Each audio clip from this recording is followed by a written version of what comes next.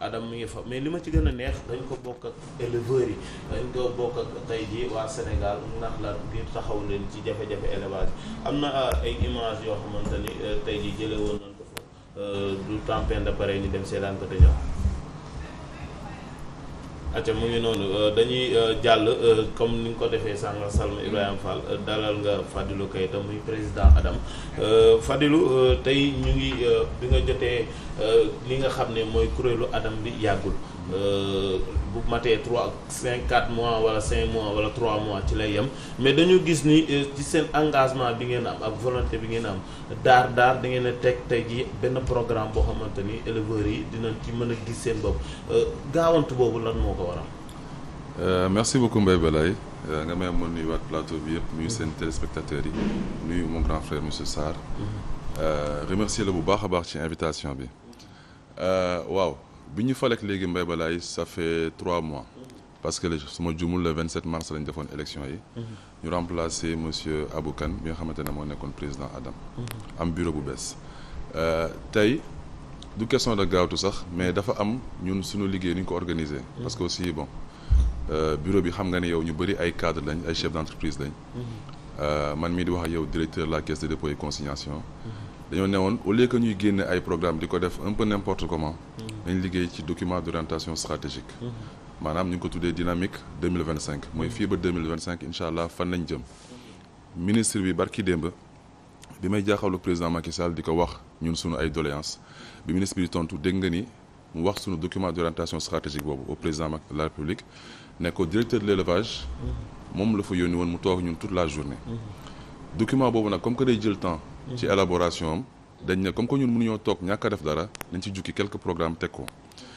ren gis nga jafe-jafe yi am ci wàllu élevage alimentation cher na xar cher na dëkk yi nga xamante ne Sénégal foofu loonu yaakaaree xar aussi fu mel ni Mali am ay restrictions CEDEAO yoo xamante ne dañoo ñëw gën a yokk jafe-jafe yi donc ñun en tant que association boo xamante ne dafay liggéey ci wàllu amélioration des races nga xamante ne loolu ay mission d'intérêt national d'intérêt général la buñ ci amul woon taxawaay rek te association bi du amati benn crédibilité boo fi xëyee di waxati dañ naan yow amoo benn njëriñ ndax askan bi nga xamante ne moom nga fi censé nekkal éleveurs yi nga xamante ne ñoom nga fi censé nekkal état bi nga xamante ne moom nga censé jàppale ci li nga xamante ne da koy liggéey ci wàllu agriculture ak élevage bañ nekkee ci ay jafe ñoom ñëpp amoo ci taxawaay bi nga xamante ne moom moo war raison pour laquelle ñu ne ren au-delà du fait que dañuy am ay membres yoo xamante ne yow xam nga leen bu baax kenn ku ci nekk day def opération tabaski am na ñu ciy jaay ñoo xamante ne dañuy jaay ba 10 000 têtes ñoom kese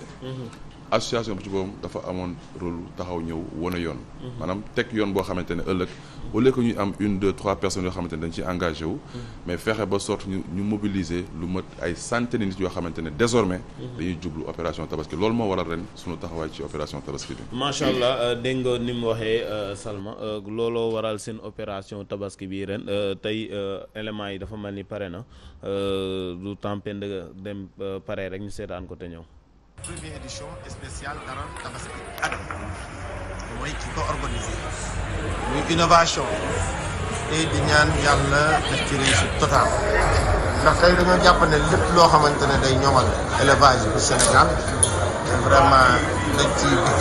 ci kontaan Mbaye Balaye mu nekk innovation de taille loo xamante ne réussite dañ ciy ñaan. première édition spéciale Daral Tabaski Adam Pape Ousmane mu nekk association bu mag nekk nday association yi tey jii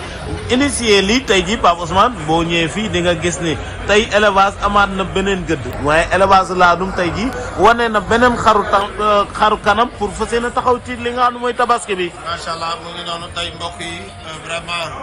di ci gis ay géniteurs yoo xamante ne vraiment ñoom vraiment seen borom kenn ku nekk ci exposé yi vraiment xam naa dinañ ci waxtaan ak vraiment Omar Cissé pour gën a yaatal dinañ ko jaay nga xamante ne tey moom wax dëgg ñëw nañ. ñu yombalal leen mbir mi vraiment ñu dugal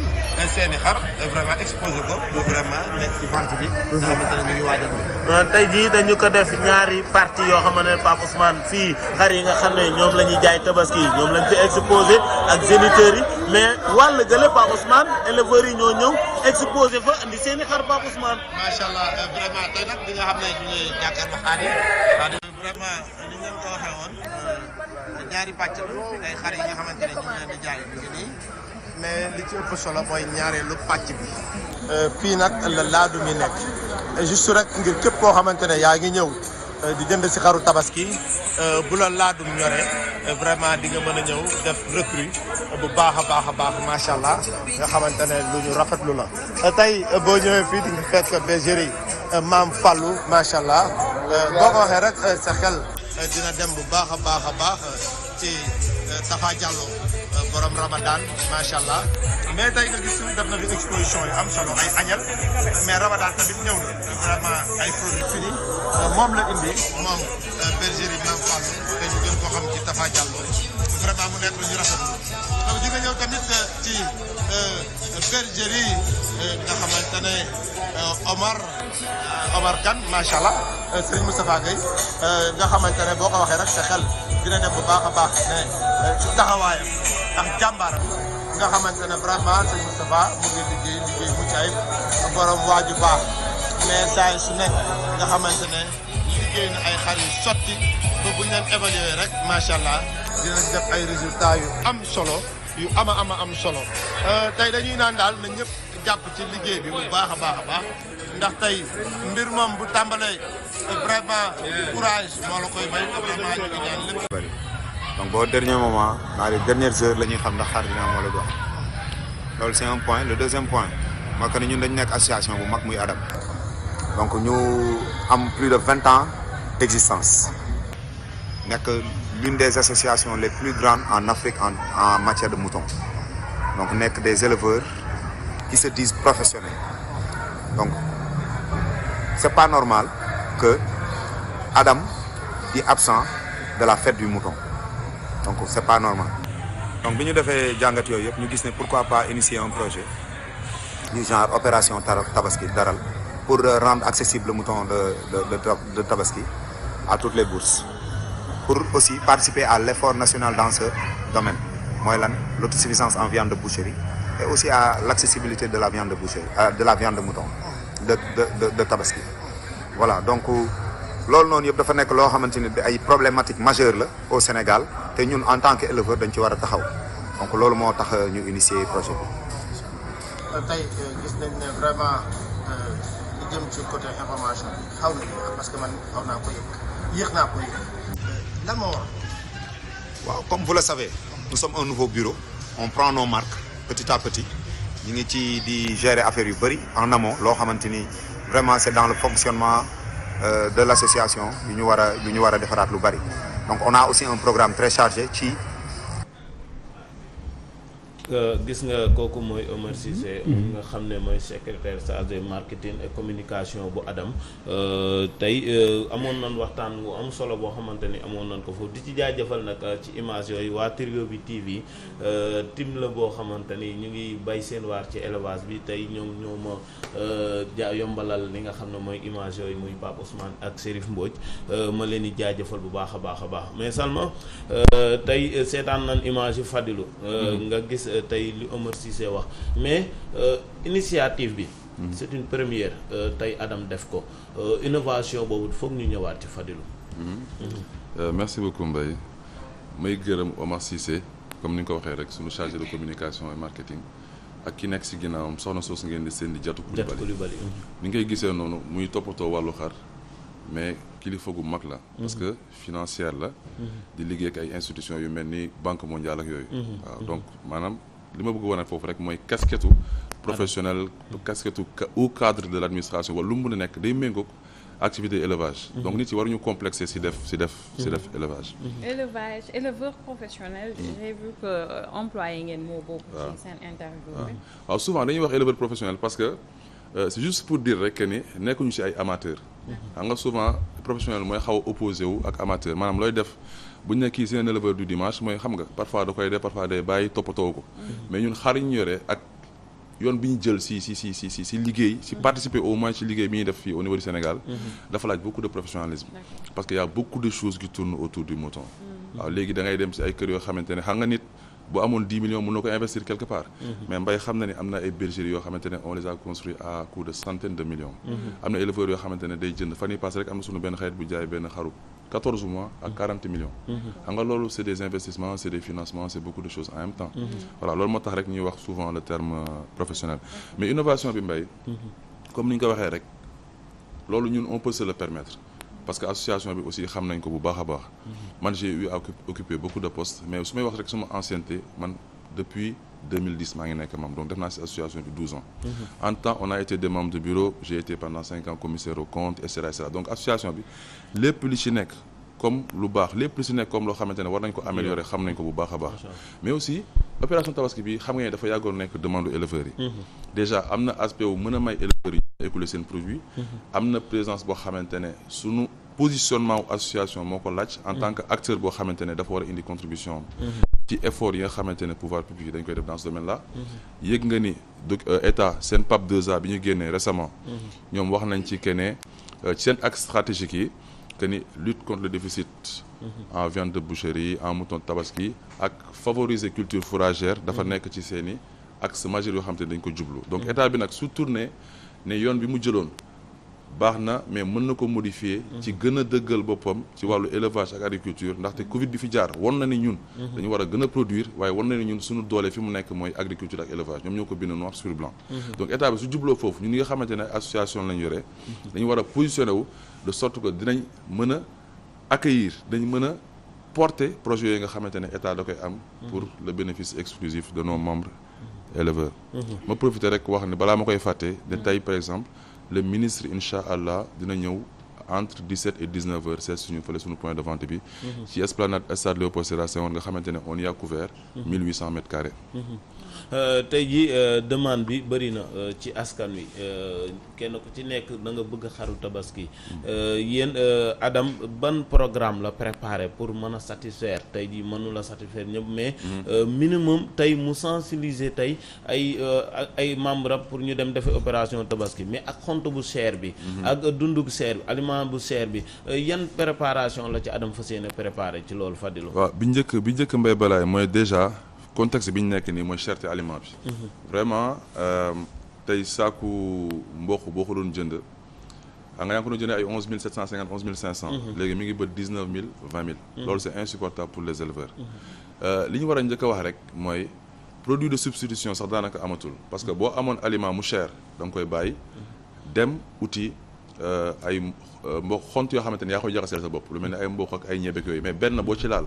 dafa cher à l'extrême donc éleveurs yi supporté wuñ ko mais am na lu gën a cher aliment bi ngooñ bi moo gën a cher aliment bi ngooñ bi sac bi on te le vend à 5 000 te ngooñ bi boo ko taasee pressé ko soo ko pesé matul 15 kilos on te le vend à 5 000 donc 45 kilos yi te reviendrait à 15 000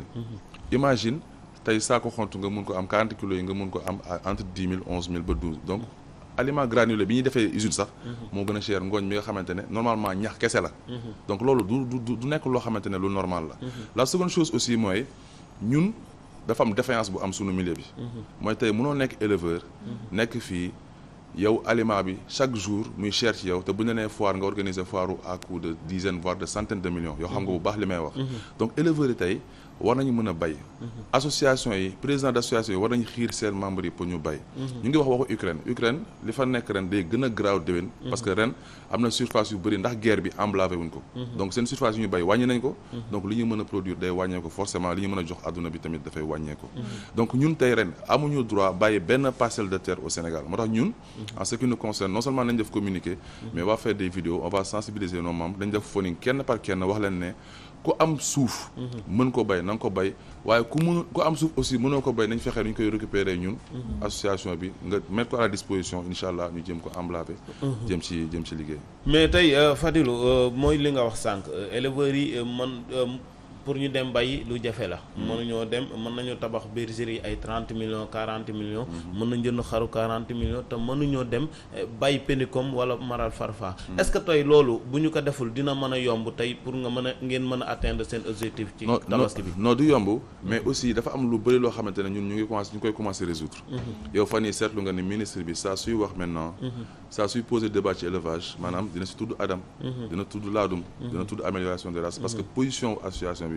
ñu ngi koy jekkalaat muy benn affaire deuxième chose mooy dégg nga le jour directeur de l'élevage bi ñu toogee émission bi ñu nekkoon vendredi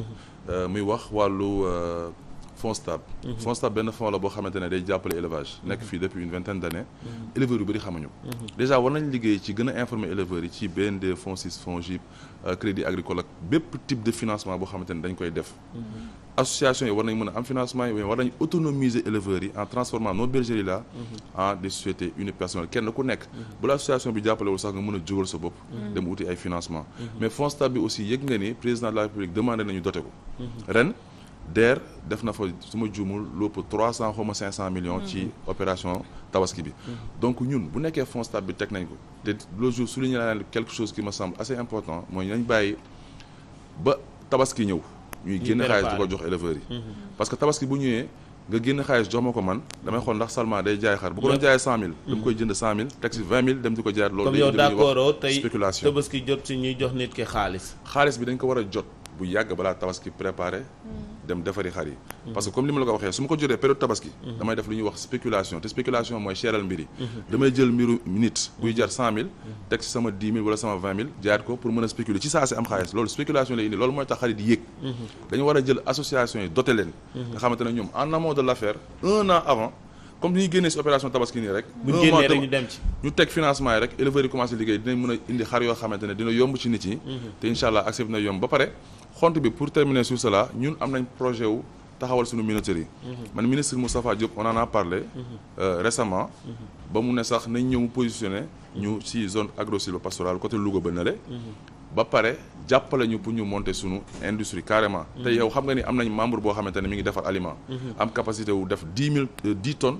par jour su ko benn membre mënee association bi mën na ko waa délégation à l'entrepreneuriat rapide aussi may gërëm bu baax Abi Sey bi nga xamante ne aussi sama collègue la woon CDC comme ministre Moustapha Diop ni mu ko nekkoon waxtaan nañ seen ay services aussi nee nañ pay nañ pour accompagner ñu pour ñu am suñu minoterie bopp parce que aussi super laadum bi ñuy def di si def ay milliards de chiffre d'affaires ki ñu koy defal ñun kese la suñu communauté bi lañ koy defal donc war nañ ko mën a defal mais bëggoon naa nag mu wax ñu est-ce que xar accessible na comme l'a dit le ministre de l'élevage est-ce que accessible na d'abord waaw d'après les statistiques yi ñu jotagum actuellement li fi doon dugg ci xar quand je dis accessible mooy man mi nga xam ne sama loxo jotul sama ginnaaw ma am sama njëkk war a dem jënd sama xar est-ce que dinaa ko mën accessibilité c'est deux choses la première chose mooy mise à disposition bi maanaam parce que boo gisul xar doo mën a jënd xar la première chose mooy déjà li fi doon dugg ci xar ci date bii maanaam à une semaine de la tabaski ñoom nee nañ seen statistiques yi ñu jot wane na ni ils ont reçu plus de sujets maanaam jot nañ lu doy loo xamante ne sénégalais yi doon jóg di jënd heure bi ku si nekk war nga mën a am xar ça c'est une chose la seconde chose aussi mooy njëkk yi vraiment njëkk yi ñun ñii rek suñu bopp am nañ fa xaru 100000 ba jëm ci ay millions seetlu nañu nag yu mag yi gaaw na jeex trop par exemple démb rek am na kilifa ko jaar xam naa mbay jot na ko dégg jënd fa 30 moutons laadum à coût de plusieurs millions mais xar yu ndaw yi aussi mi ngi jeex daanaka parce que yu ndaw yi aussi seen clientèle souvent ñu koy jënd ils viennent à la dernière minute parce que affaire tabaski dafa am benn bataille psychologique bu si am est-ce que xar dina am est-ce que prix day wàcc est-ce que su ma jëndee léegi duma perdre sama xaalis ak yooyu moo tax nit yi di yéex a jënd mais xar yu ndaw yi am na mais xar yu mag yi aussi am na ba pare njëkk yi vraiment c'est am na njëkk yoo xamante ne vraiment am na sax ñuy spéculer parce que nga gis xar boo xamante ne njëkk li 100000 la war a nekk ni nga ñëw ñu lay laaj 150000 mais je crois que boo patienté wër ci dalali bu baax di nga mën a trouver xar boo xamante ne dina méngoo. est-ce que mën nañ toll un jour ci Sénégal boo xam ne dañuy produire suñu bopp xar mais pas di jéggaani ci dëkk yu ci mel ni Mali ak Mauritanie. exactement merci beaucoup c'est une question très pertinente man ñun bokk na li ñu gën a metti en tant que éleveur te aussi les premiers responsables aussi ñun la loolu dañ koy wax dañ koy nangu parce que tey bu ñu ne déficitu xar dafa am Sénégal Sénégal dëkku yar la maanaam kër goo dem soo moytul di nga fa fekk même bu dee ñaar wala ñetti xar di nga ko fa fekk donc éleveurs yi ñoo war a fexe nu ñu organiser mbir mi rek association yi baax na parce que on est peut-être comme association bu mel ni Adam un millier de personnes c'est bien mais li milliers de personnes di def bu ko 15 millions 17 millions de Sénégalais xamoon war cee mën a bokk mbir mi day gën a gaaw a résoudre maanaam ñun am nañ objectif u suñu xar yi ñu yore dugal ko améliorer la race locale mais suñu agrément yi war a ñëw ba ñu war a mën a importer ay bêtes bëgg nañ intéresser les ménages nga xamante ne kenn ku ci nekk aussi la nga doon def da nga koy doubler pour yokk production bi mais gëm naa ni éleveurs yi bu ñu leen yokkalee financement fexe ñu accéder si ni ñu si war a accéder ñi si war a jot si gëm naa ni déficitu mouton lu ndaw lu yomb résoudre la biir Sénégal parce que ñun am nañ capacité ñun tey am na éleveurs yoo xamante ne am nañ suuf am nañ loo xamante ne mën nañ ko sécuriser tey bu nekkoon financement ñëw na fu mu war a ñëwee bu ñu investir déwén kenn ku ci nekk ma mbay xam na li may wax suñu groupe yi ñun kenn ku ci nekk war na mën a produire 50 ba 100 têtes loolu du problème voilà wala aussi bu ñu fexe woon aussi ba am ay suuf yu doy ba bay mën a am mun na am alimentation bi su yombee rek dina tax mën a jël xar aussi di ko dundal pour préparer aussi opération tabaski dina nekk loo xamante ne lu assez mais Adam yi damay jeexalee foofu rek mais éleveurs yi ñu ngi def effort yu am solo seen laadum yi ñu doon jël di ko jaayee prix yu extraordinaire ren ñun par exemple nit ñu ngi fay ñëw am possibilité jël seen laadum casser prix bi pour mën ko jox sur le marché ñenn yi di ko jël di ko def ay géniteurs ci yenn gox-goxaat yi mais ñenn yi aussi di ko jël di ko mën a yóbbu tabaski parce que xar aussi finalité bi mën ko lekk moo tax ñuy man ci li ma yàgg mooy que ne bi ma lay dégg chaque fois da ngay ne ñun suñu association bi après nga ne waa mais éleveurs yi ça veut dire que yéen bëgg naa xam ndax da ngeen def élevage wala opération tabaski kese. waaw association bu mag lañ merci beaucoup c'est important association bu mag lañ boo xamante ne comme mbay la ñu ko waxee am nañ lu ëpp 20 ans d'existence ay éleveurs lañu carrément association bi di nga ci fekk les plus grandes fermes du Sénégal ñuy def ay poulet ñuy def embouche bovine di nga ci fekk aussi les plus grandes écuries du Sénégal écuries yi maanaam ñu yore fas yeeg yooyu def ay courses ak yooyu di gagner di am ay trophées ñu ngi ci biir association bi di nga ci fekk ay grands businessmen loo xalaat ci profil mi ngi ci biir association li waral question bi mooy bëgg naa xam c'est qui votre clientèle potentielle waaw suñu clientèle comme ni mu ko waxee rek c'est le grand public xam nga ñun tey bu nekkoon buy jar 10 millions 40 millions ça peut pas être non xam nga opération ponctuelle bi ñuy wax opération tabaski la non man je parle pas de cette opération ponctuelle parce que bu may dégg ngay développer dayo bi nga xam ne moom la am association bi moo tax ma laaj la clientèle potentielle bi nga xam ne moom ngeen am parce que dafa am lu ma bëgg a xam waaw clientèle moom laa lay expliquer xam nga clientèle potentielle bi c'est le grand public même rek ma raisonné tuuti comme ça dina gën a leer clientèle bi ñu am c'est le grand public ñun dañuy liggéey di jël xar ay éleveurs parmi nous di gagner ay marché état pour insérer ay géniteurs ñu koy jënd benn bu nekk 500000 ça n'a rien à voir ak mouton yi nga xamante ne c'est des exceptions comme ni mu amee ci fas am ci nag ñu mën leen jaay à coût de dizaines voire de centaines de millions am ci pigeon loolu c'est une chose la seconde chose mooy ñun on s'adresse au grand public parce que am na yenn opération yu bëri yu ñuy def yoo xamante ne c'est des activités yoo xamante ne c'est à destination du grand public war naa fi léegi ne li ñuy bëgg a def comme activité am na benn programme boo xamante ne facilitation de l'accès au laadum la loolu noonu mënoo koo def ba pare muy cher donc dañ koy subventionner pour mën ko jox au grand public war naa fi léegi ne aussi li ñu bëgg mooy fexe ba ménage nga xamante ne tey Sénégal booy xool SMIC bi revenu minimum bi ay 50 000 60 000 la booy wax ak ñoom boo fexee ba bëggee jot ñu jot xar wala ñu jot ay bett yoo xamante ne en tout cas mën na améliorer cheptel local bi da nga koy mën a defee si njëkk lu yomb parce que bu nekkoon damay développer ay programme mën naa la expliquer ñun yan mécanisme lañ am ba ki nga xamante ne sax revenu am dafa ndaw naka lañ mën def ba mu jot ci xar yi parce que xar yi dafa am qualité yu bëri. d'accord ça veut dire que yow yaa ngi confirmer éleveurs yi nga xam ne ñoom dañoo jàpp ne am na fi ay association yoo xam ne ñu ngi toog li ñuy xaar mooy marché état surfacturation yi yéen ngeen bénéficier parce que dégg naa ngay wax PAP 2A bi nga xam ne état bi am na ko dégg naa nga wax ni entrepreneurial boo xam ne état buy génne yenn marché yi yéen ngeen mën cee bénéficier alors que am na à côté benn éleveur boo xam ne dafay topp xaram yi léeg-léeg sax fu muy aménager pour ñoom ñuy am fu ñuy nekk jafe-jafe la alors que yéen accessibilité bi ngeen am ak li nga xam ne moom ngeen am ci facilité ñoom amuñu ko ñoom ñoo jàpp ne yéen ay association la yoo xam ne marché état moo leen fi takk toog pour commencer suñu association musul gagner marché état muy benn dama ne la am na ay éleveurs yuy gagner marché état suñu association ñun Adam la plus grande association bu nekk ci milieu laadum bi musul gagner marché état am na yenn éleveurs yu koy gagner d'ailleurs j'en profite pour dire que man li ma gëm yi nekk ci yéen j'en profite pour dire que man li ma gënal mooy lu toll ni marché état lu mel ni ay milliers de géniteurs bu ñu koy jox association lañ ko war a jox mais waruñu ko jox benn nit man loolu laa gëm muy la première chose la seconde chose wax nga ñi nga xamante ne ñun dañoo amee accès bi ñun amuñu benn accessibilité parce que la moo tax tey ba ni ma toogee ni yow à part ñu am cérémonie ministre ñëw fa kenn mosuñoo dimbalee 1 franc. waaw mais ñëw jënd ci yéen non li nga wax dafay am xool damay préciser question bi pour nga mën comprendre parce que sànq yaa ngi wax ne am na benn kilifa bu ñëw jënd xar ci fi ngeen di jaayee ci li ñuy nemmeeku mooy que ne fii parce que opération tabaski yenn institutions yi dañuy joxe li ñuy jëndee xar léegi dañu am seen cible c'est comme par exemple ñu nekk dans l'immobilier construction stade ki nangam yu ni mel dañuy defar seen facturation am client am koo xam ne ci moom la ñuy jënd lépp luy matériel est-ce que tamit c'est pas la même chose avec votre association. alors là expliquer c'est pas du tout la même chose ñun dañuy exposer ay produits amuñu contrat ak kenn daf fi am ay éleveurs yoo xamante ne dañoo am marché parce que dañoo yàgg def opération ñun c'est la première fois ñu def opération tabaski donc mënuñoo am loo xamante ne ñi fi nekkoon ay 10 ans 15 ans di ko fi def amuñu ko fi ku gis nag ñu teg ay xar ñu ne suñu membres yi képp ku am xar booy jaay indi ko gars yi ñëw indi seen xar yi nit ñëw mun na am li mu doon amee moom day wàññeeku parce que éleveurs yi dañuy privilégier association bi ndax peut-être gis nañu association bi elle est assez crédible dañ ko war a jàppale ci li muy nekk ñooy jógee fële ñëw di jënd si ñun suñuy xar bu ñëwee ñu waxtaan bu ñëwee ñu jaay leen ko encore que c'est pas l'association qui vend dañuy teg dispositif bi parce que boo gisee exposition bi dañoo def benn exposition boo xamante ne dañ fa def ay laadum yoo xam ne dañu ko exposé xam nga la moo tax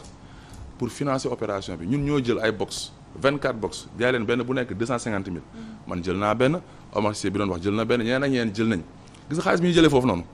mooy financer chapiteaux yi ñu jël à coût de millions mooy financer ñi koy sécuriser mooy financer alimentation wu xar yi peut-être xaalisu association bi sax ñun laaluñu ko mais innovation lañu indi ci financement pour mën a may suñu éleveurs yi ñu génne xar yi mën koo jox le grand public léegi nag ñun en terme de facilitation ba fi ñu toog nii mësaguma dégg te Adam xam naa ko bu baax parce que comme ni ma wax rek def naa 5 ans commissaire aux comptes documents yi maa ko doon yore di si liggéey ñu ne jox nañ ñu x nombre de millions wala jox nañ ñu marché biir Adam musul am léegi ñun li nga xamante ne moom la ñuy liggéey boo ko comparé ñi nga xamante ne dañuy def élevage extensif ñun dañ lay xamal ne am nañ suñu membres yoo xamante ne ñu ngi am tool parce que wax naa la am nañ les plus grandes fermes du Sénégal yu nekk suñu biir dañuy defaale aussi élevage extensif ñëpp defuñu intensif man mii di wax su may maam ficelle mbaadaan lañ yore dañu yore ay xar leen sàmmi yore bëy leen sàmmi donc dañuy def extensif am ñoo xam ne dañuy def semi extensif seen tool yi parce que am nañ tool yu mag a mag yoo xamante ne may na leen ko ñu ngi bay ci biir mais ñun aussi dañuy def li ñuy wax élevage intensif mooy tey dañ koy def fii ci biir dëkk bi mais ministère bi am na benn programme boo xamante ne ministre bi si boobu moo ñu ko wax bi ñu demee mu invité ñu këram daara dañu président Macky Sall mi ngi waaye signé benn décret boo xamante ne daf ñuy waaye jox ministère bi 12 000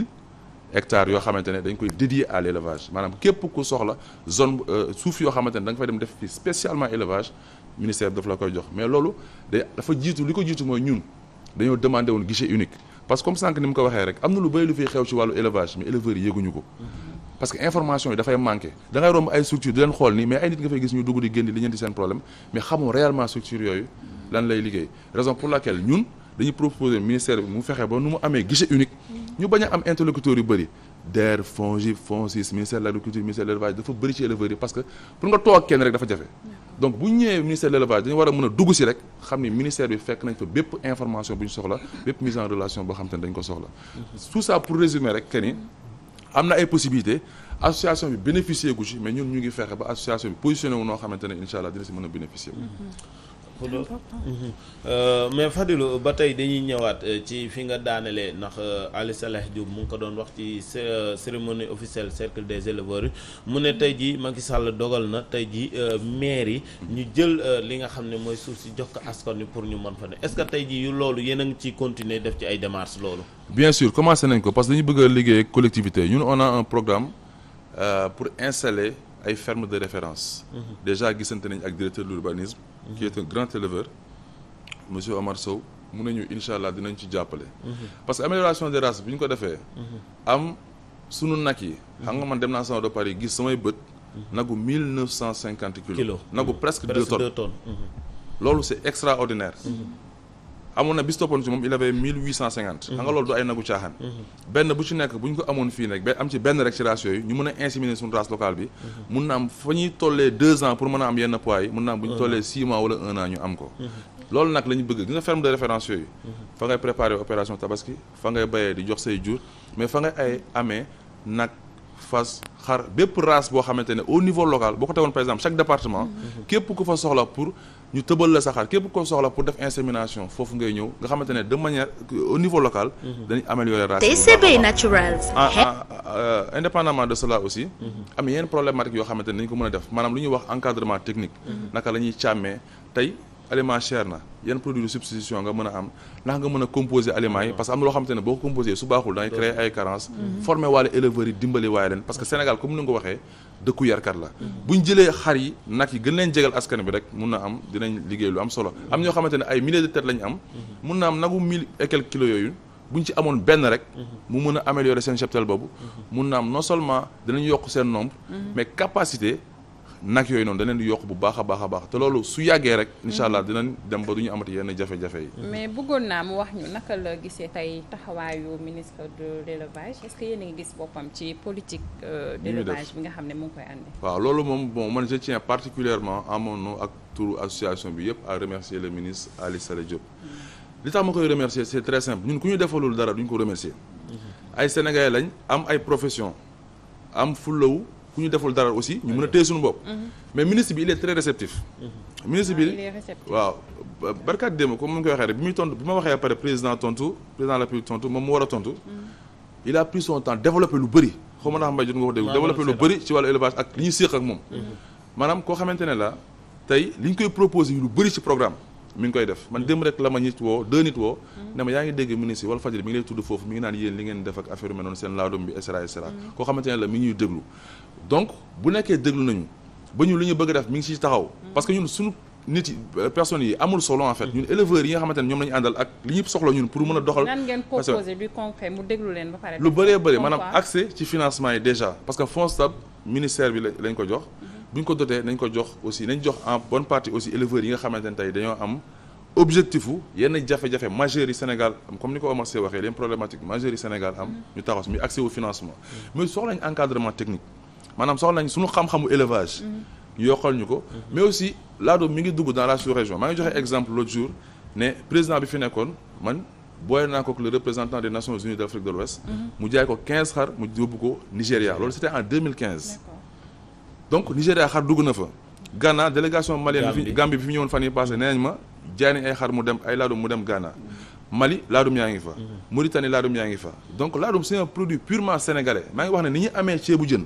noonu la ñu amee laadum donc dañu war a am suñu organisation sous-régionale boo xamante ne mooy jël laadum di ko dugal fépp fu mu war a dugg ci àdduna bi parce que xar la boo xamante ne mën na concurrence xar yi nekk ci àdduna bi yëpp te loolu état dafa war a jël def ko affaire am donc suñu waree def tournée nationale ak tournée internationale état bi war nañu mën a jàppale ci noo xamante ne dañ koy wëree àdduna bi mais aussi bu ñu waree standardiser wala homologuer laadum ba képp ku bëgg a jël ñu mën ko référencer jaarale ko ci ay normes loolu aussi état war na ci mën a rapidement ñu bàyyi Mbaye Sarr mu sànni ci kàddoom par rapport ak tout ce qui s'est développé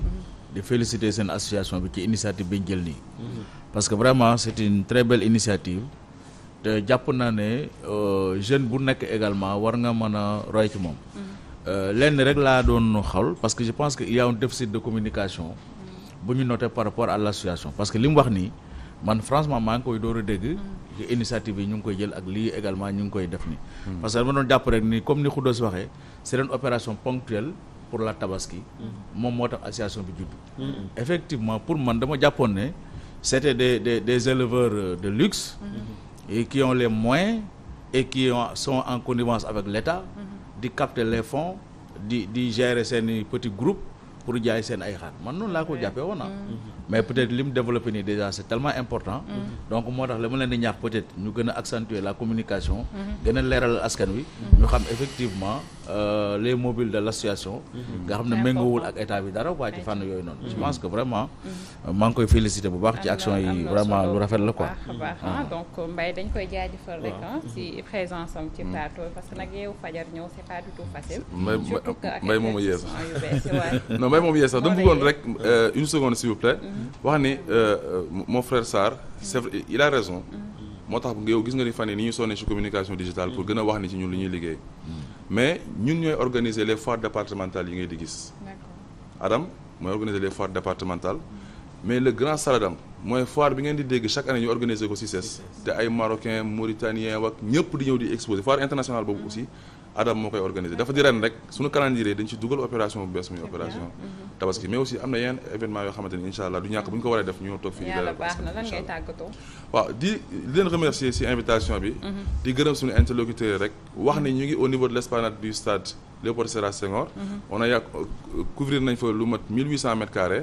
tey comme ni mu ko waxee ministre bi war na fa ñëw suba am na yenn kilifa yu fa war a ñëw ak ginnaaw suba ñu ngi ñaax képp kuy autorité képp kuy simple éleveur wala képp ku mës a dégg laadum wala ku bëgg a dugg ci élevage dañoo visiter stand yi boo fu ñëwee incha allah bépp information boo soxla ci wàllu càmm ci wàllu mbay incha allah di nga ko fa fekk merci beaucoup waaw mi ngi liggéey xam nga tey buñ la falee jox la budget par force di nga liggéey parce que ay milliers de milliards du ay caaxaan waaye est-ce que gis-gis bi est-ce que fi ñu ko accès baax na wala baaxul loolu dañu si discuter parce que bi ma jaaxaloo barki dem nee naa ko yoon bi ngeen jël ci Fonds Stab baaxul parce que li ngeen di def day indi spéculation. ayca mi ngi noonu di la jaajëfal bu baax a baax Mbaye. waaw Salma maa ngi am mbégte kontaan bu baax a baax di nuyu Fadilou. coono yi metti na leer na ma démb li dafa guddee tëdd. 3 heures du matin ndax retrouvaille la ñëpp fa la ñuy daje. moom xam naa ni ñoom ñëpp fa la ñuy daje ba ay 3 heures du matin ku dóor di nga ma bàyyi ma tëj. incha allah